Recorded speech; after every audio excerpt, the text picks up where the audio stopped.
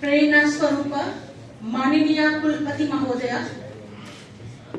जिनकी दूरगामी दृष्टि, स्नेह, वैदुष्यपूर्ण झुकाव के कारण आज हम सब लोग इस कक्ष में उपस्थित हैं। हमारे अत्यंत कर्मठ कुल सचिव महोदय, हमारे सहपाठी सहकर्मी प्रोफेसर हर्ष कुमार जी और हमारे अत्यंत सरल डॉक्टर रमाकांत जी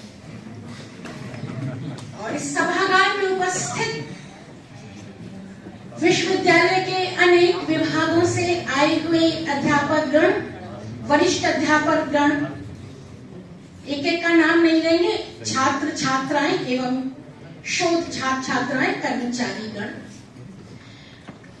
कुछ समझ में नहीं आ रहा है अपनी बात कहां से शुरू करूं, क्योंकि इसके पहले जो 29 अगस्त को कोई समागम हुआ था उसकी सूचना मुझको नहीं थी। सुनते हैं जब राम सेतु का निर्माण हुआ था तो उसमें गिलहरी का भी योगदान था। तो हमारा यह विभाग जो 1955 में मिडिवल हिस्ट्री से 2 कक्षों को उधार लेकर के शुरू हुआ था, वह आज इस रूप में है। इस कक्ष की हर ईंट, इस कक्ष का हर जर्रा इस बात का साक्षी है कि जहां पूरा छात्रों को अपनी जड़ों से लगाव है, वहीं हमारे विभाग के अध्यापक गण को की दृष्टि वर्तमान और भविष्य की ओर है।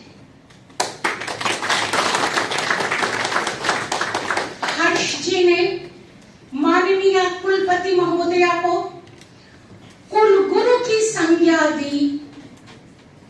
भारद्वाज आश्रम अत्यंत निकट है।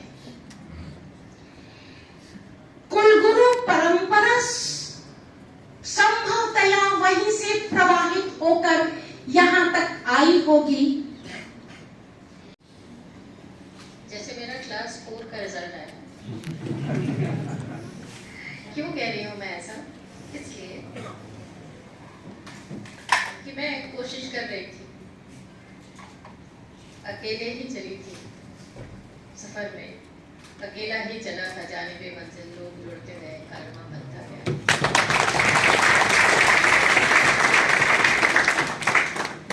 ये साधारण शब्दों में कहें तो यदि आप किसी नदी में एक पत्थर फेंकें तो उसमें कई रिपल्स बनते हैं। तो ये उसी रिपल का परिणाम है जो आज हम सब के समक्ष है। और इस सभागार में मैं 3 वर्ष पहले भी आई थी जब इन लोगों ने मुझे यहाँ पर सम्मानित किया था। बहुत ही साधारण सा कमरा था, उसमें ऐसी कोई संभावनाएं दिख नहीं रही थी कि ऐसा भी कुछ यहाँ हो सकता है। परंतु जब 5 उंगलियां मिलके एक मुट्ठी बन जाती है तो संभावनाएं कितनी बढ़ जाती।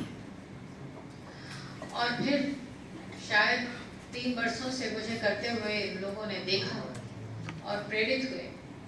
ये भी बहुत हर्ष का विषय है, क्योंकि अगर मैं कहूँ किसी दिए का कोई अपना मकान नहीं होता, किसी दिए का कोई अपना मकान नहीं होता, जहाँ होता है वहीं रोशनी लुटाता है।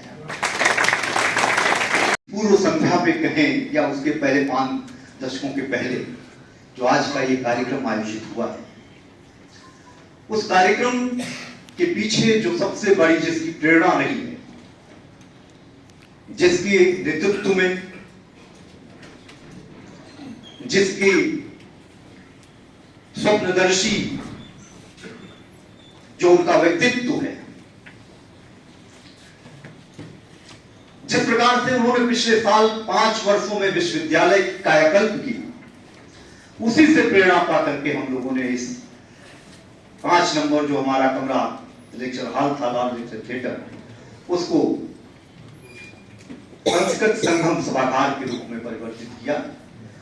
और और आज उन्हीं के हाथों इसका लोकार्पण हुआ। ये हम लोगों के लिए बड़ी सौभाग्य की बात है।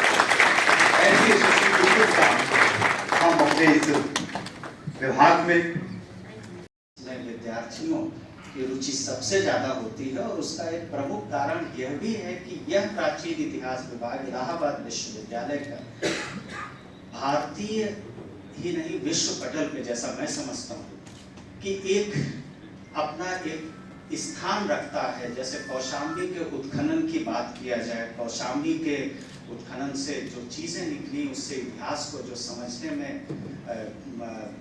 लोगों का बोध हुआ इतिहास के प्रति, इतिहास को समझने की दिशा मिली, उसमें इलाहाबाद विश्वविद्यालय के प्राचीन इतिहास विभाग का बहुत महत्वपूर्ण योगदान है। और संस्कृत संगम सभागार के बारे में जैसा अभी अतुल जी ने और प्रोफेसर हर्ष कुमार सर ने बताया, मुझे विश्वास ही नहीं, यकीन है कि आने वाले समय में भी प्राचीन इतिहास विभाग उसी ढंग से इस सभागार में कई संगोष्ठियां करेगा, कई प्रदर्शनियां करेगा, विश्व मानचित्र से अलग अलग देशों के, भारत के अलग अलग राज्यों से निकले हुए ऐतिहासिक तथ्यों की समीक्षा करेगा। और यह सभागार उन समय के साथ उन सारी चीजों का साक्षी बनेगा जो आने वाले समय में इतिहास के रूप में दर्ज होने जा रही है। तो इन्हीं शुभकामनाओं के साथ विभाग को इस हॉल की, इस सभागार की बहुत बहुत बधाई। और यह सभागार भी वास्तव में कुलपति महोदया के उस विजन का, उस तरीके से काम करने का ही एक कड़ी में प्राचीन इतिहास विभाग को एक देन है कि अगर सच पूछा जाए तो इस पूरा छात्र सम्मेलन प्राचीन इतिहास विभाग में करने की प्रेरणा तो कुलपति महोदया के ही पूरा छात्र सम्मेलन से ही मिली है।